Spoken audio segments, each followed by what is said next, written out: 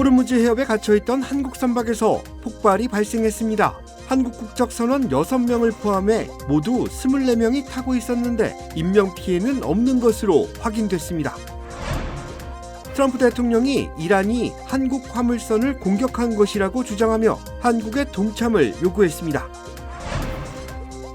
뉴저지 국제공항에 착륙하던 유나이티드 항공기가 트럭과 가로등을 들이받았습니다. 항공 안전에 대한 우려가 높아지고 있습니다.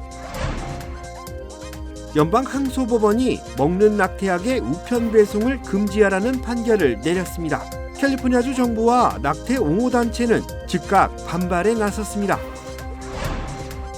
다음 달 예비선거가 시행됩니다. 한인들의 투표 참여를 독려하기 위한 유권자 등록 캠페인도 시작됐습니다.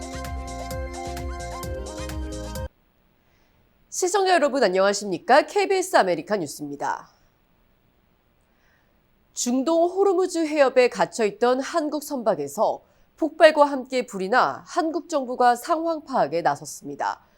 배에는 한국 국적 선원 6명을 포함해 모두 24명이 타고 있었는데 현재까지 인명피해는 없는 것으로 파악됐습니다. 김옥천 기자가 보도합니다.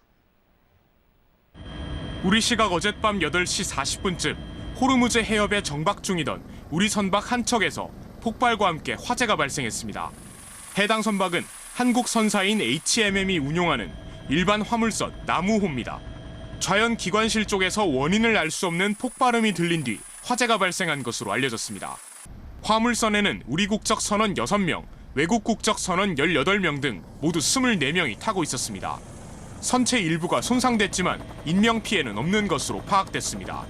주변 선박들이 이제 그 상황을 좀 보고 있는데 그 주변 선박들에서는 일단 연기나 어떤 피해가 육안상으로 보이는 것은 없다고 일단 그렇게 하고 있습니다. 손상된 화물선이 대기 중이던 곳은 해협 안쪽 아랍에미리트 인근 해역. 주변엔 해협 봉쇄가 풀릴 경우에 대비해 다수의 다른 배들도 함께 모여 있었습니다. 외부 피격인지 내부 이상인지 폭발 원인이 아직 파악되지 않고 있는 가운데 정부는 사고 경위와 구체적인 피해 현황을 확인하고 있습니다. 공교롭게도 미국이 호르무즈 해협에서 민간 선박 구출을 위해 해상 호위 작전을 개시한 첫날 사고가 일어나면서 해협엔 긴장감이 다시 커지고 있습니다. KBS 뉴스 김옥천입니다. 트럼프 대통령이 호르무즈 해협 개방을 위한 미국의 작전을 설명하며 이란이 한국의 화물선을 공격했다고 주장했습니다.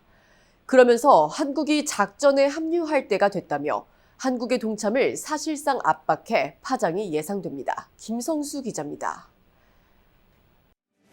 호르무즈 해협에 정박 중이던 한국 선박의 화재 소식이 전해진 후 트럼프 미 대통령이 자신의 소셜미디어에 올린 글입니다.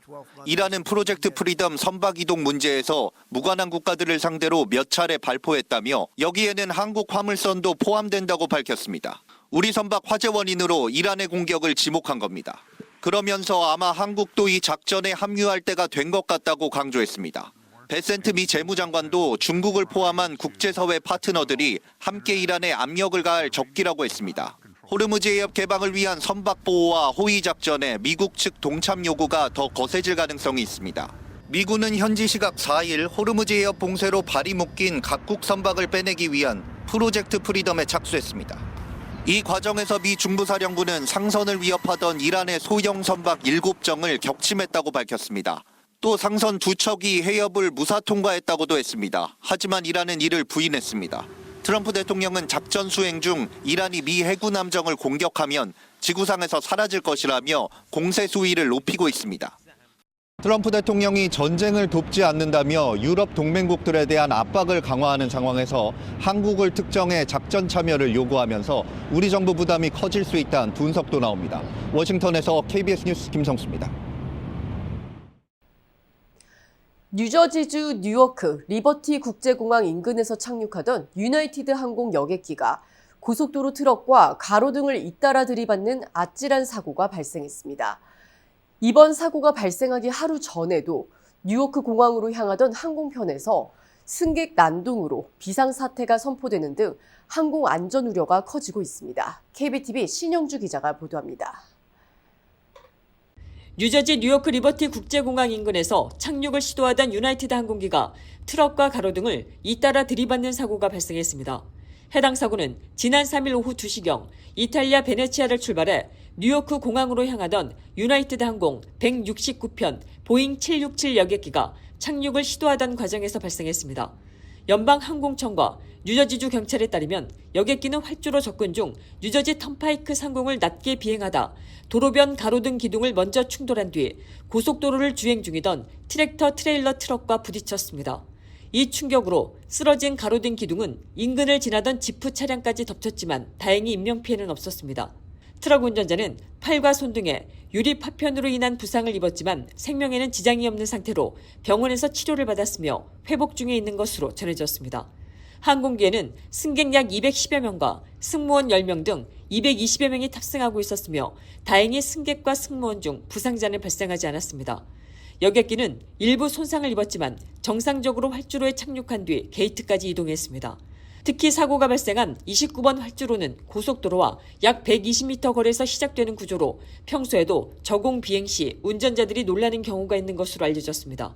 유나이티드 항공은 항공기는 안전하게 착륙했고 탑승객 모두 무사하다며 정비팀이 기체 손상 정도를 점검 중이라고 밝혔습니다. 항공사 측은 조사 절차에 따라 해당 항공편 승무원을 일시적으로 업무에서 제외했습니다. 현재 국가교통안전위원회와 연방항공청은 조종실 음성기록장치와 비행 데이터 기록장치 분석 등을 통해 정확한 사고 원인을 조사하고 있습니다. 연방항소법원이 먹는 낙태약인 미페프리스톤의 우편 배송을 금지하는 판결을 내렸습니다. 로데웨이드 폐기 이후 가장 큰 파장이 예상됩니다. 연방 제5순회 항소법원은 낙태약을 우편으로 처방하거나 배송하는 것을 금지하고 환자가 직접 병원을 방문해 수령하도록 결정했습니다. 낙태의 3분의 2를 차지하는 약물 낙태의 접근성이 사실상 차단된 겁니다. 캘리포니아 주 정부와 낙태권 옹호단체는 여성의 선택권을 침해하는 결정이라며 즉각 반발했고 제조사는 대법원에 개입을 요청했습니다. 저비용 항공사 스피릿 항공이 경영난을 이기지 못하고 결국 문을 닫았습니다.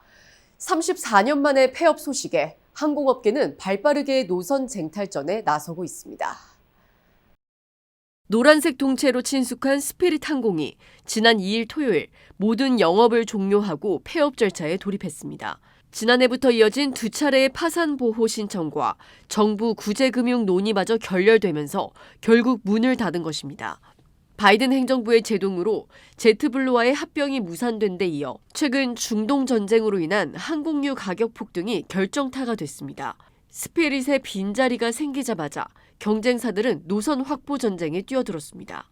가장 적극적인 항공사는 젯블루로 플로리다 포트로더데일 공항을 중심으로 시카고, 디트로이트 등 주요 도시 직항편을 대거 추가하며 공백 메우기에 나섰습니다. 브리즈항공 역시 애틀랜틱 시티를 잇는 신규 노선을 긴급 편성했고 유나이티드와 사우스웨스트 항공은 발이 묶인 스피릿 승객 수만 명을 흡수하며 운임 상한제를 도입해 고객 유치에 열을 올리고 있습니다. 하지만 소비자들의 시선은 곱지 않습니다. 저가 항공사인 스피릿이 사라지면서 항공사 간 경쟁 완화로 항공권 가격만 오르는 것 아니냐는 우려가 나오고 있습니다. 정했어요. 모두에게 더 다정하기로, 다 정관장 하기로. 선물은 정관장. 건강하세요. 다음 달 2일 예비선거가 시행됩니다. 선거에 참여하기 위해서는 유권자 등록 절차를 밟아야 하는데요. 한인들의 투표 참여 독려를 위한 유권자 등록 캠페인이 오늘부터 시작됐습니다. 이유수 기자가 취재했습니다. 연방하원과 주상하원, 주지사와 시장을 선출하는 예비선거가 다음 달 2일 시행됩니다. 현재 우편 투표용지가 각 가정으로 배송되고 있는 가운데 투표 참여를 위해서는 반드시 유권자 등록 절차를 밟아야 합니다. 이미 등록했던 유권자라도 주소지가 변경됐다면 재등록해야 소중한 한 표를 행사할 수 있습니다. LA 한인회와 한미연합회 등 한인단체들이 투표 참여를 높이기 위해 유권자 등록 캠페인을 오늘부터 시작했습니다. LA 한인회는 오늘부터 오는 18일까지 코리아타운 플라자에서 매일 오전 10시부터 오후 4시까지 유권자 등록 절차를 지원합니다. 그동안 우리 한인사회가 위상이 많이 높여졌지만 아직도 우리 정치력 신장이 아직도 부족합니다. 정치력 신장을 우리가 늘리려면 우리가 계속해서 우리 투표율하고 지난달 캘리포니아 대학교 로스앤젤레스 캠퍼스와 아시안 정의진흥협회가 발표한 자료에 따르면 LA 카운티 소재 한인 유권자는 13만 9,560명, 오렌지 카운티의 경우 6만 2,005명을 기록해 전체 20만 명이 넘는 규모의 등록 유권자를 보유하고 있습니다.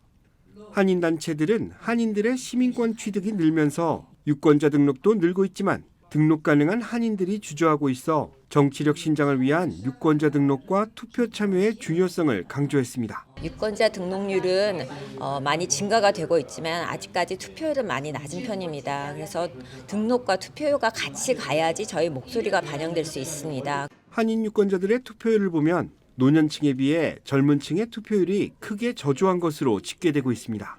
한인 청소년들은 젊은 층의 투표 참여를 유도하고 지역사회를 위한 일꾼을 뽑는 투표의 가치를 직접 배우기 위해 유권자 등록 봉사활동에 나섰습니다. Students will have the opportunity to help our older generation who have any language barriers or any technical issues and will be there firsthand to help them to register. 유권자 등록은 한국어로 가능하며 관련 절차에는 3분 정도가 소요됩니다. 현장 등록을 위해서는 신분증 지참이 요구되며 새 주소 입력 또는 정당 변경도 가능합니다. KBS 뉴스 이우수입니다.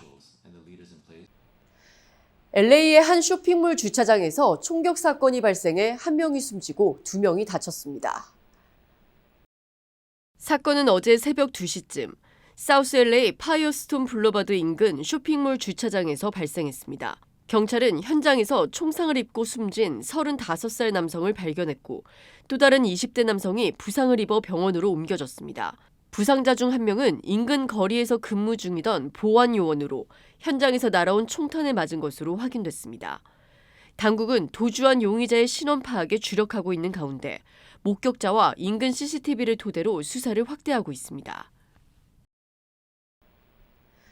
캘리포니아 고속도로 순찰대 CHP가 과속 운전을 24시간 집중 단속한 결과 대규모 교통 위반을 적발해 거의 2만 건에 가까운 티켓을 발부했습니다. CHP는 지난달 28일 새벽 6시부터 그 다음 날인 29일 새벽 5시 59분까지 캘리포니아 전 지역의 고속도로에서 대대적인 단속을 벌인 결과 위반 티켓은 총 19,564건, 경고 조치는 2,807건에 달했습니다. 이 가운데 과속 위반은 약 12,000건에 달했고 특히 전체 과속 티켓 중 시속 100마일을 초과한 초과속 운전도 200건이나 포함됐습니다. 당국은 과속이 캘리포니아 교통사고의 주요 원인으로 지난해에만 11만 건 이상의 사고와 400명 사망과 연관됐다고 밝혔습니다. 전미자동차협회는 과속 티켓 한 장만으로 수백 달러의 벌금뿐 아니라 자동차 보험료가 최소 26%에서 최대 40% 이상 폭등할 수 있다고 전했습니다. 초콜릿 브랜드 기라델리가 살모넬라균 오염 가능성이 제기된 분말 제품들을 자발적으로 리콜 조치했습니다. 면역력이 약한 사람은 치명적일 수 있어 주의가 필요합니다. 리콜 대상은 초콜릿과 화이트 프라페 믹스, 프리미엄 핫코코아 등 분말 제품들입니다. 이번 조치는 원료로 사용된 분유에서 살모넬라 오염 우려가 발견된 데 따른 후속 조치로 주로 식당 납품 등 대용량 제품이지만 온라인을 통해 일반 소비자에게도 유통됐습니다. 살모넬라균에 감염되면 고열과 설사, 구토 등을 유발할 수 있어 해당 제품을 가진 소비자는 즉시 사용을 중단하고 고객센터에 문의해야 합니다. LA시가 시 역사상 처음으로 도시 인프라를 체계적으로 관리하는 종합 계획을 발표했습니다. 캐런 베스 LA 시장이 오늘 발표한 캐피탈 인프라 프로그램의 핵심은 통합과 책임입니다. 그동안 부서별로 추진돼 예산 낭비와 공사 지연을 초래했던 도로, 보도, 공원 정비 사업을 하나의 체계로 묶어 관리하겠다는 겁니다. 대도시 중 유일하게 종합 인프라 계획이 없었던 LA시는 이번 개혁을 통해 데이터 기반의 우선순위를 설정하고 재정 투명성을 높일 방침입니다. 특히 2028년 LA 올림픽을 대비한 29개의 핵심 프로젝트도 포함돼 단순히 올림픽을 위한 준비가 아닌 대회 이후에도 시민들이 이용할 수 있는 유산을 남기겠다는 목표입니다. LA시 의회도 환영의 뜻을 밝힌 가운데 LA시와 시의회가 협력해 재원 확보와 제도 개혁을 추진해 단계적으로 주요 인프라 사업을 실행에 옮길 계획입니다.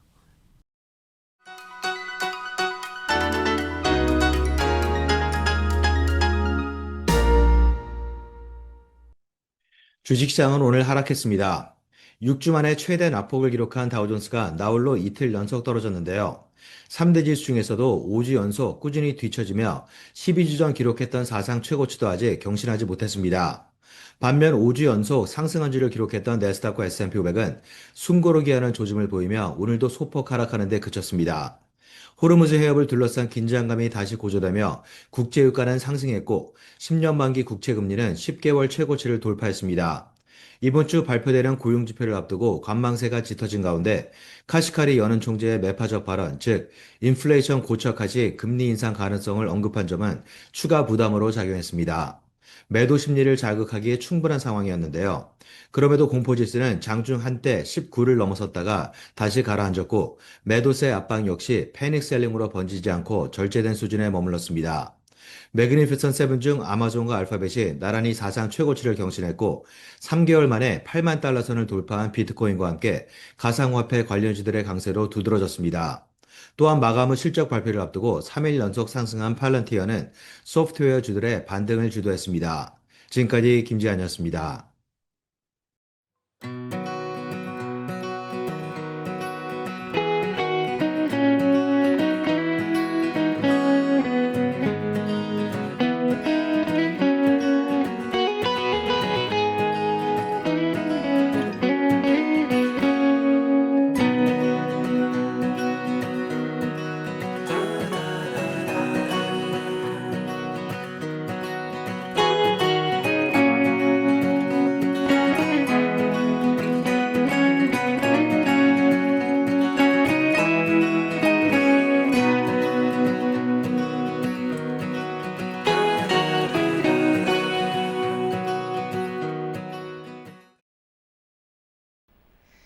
KBS 아메리카 뉴스 오늘 소식은 여기까지입니다. 편안한 저녁 보내시기 바랍니다.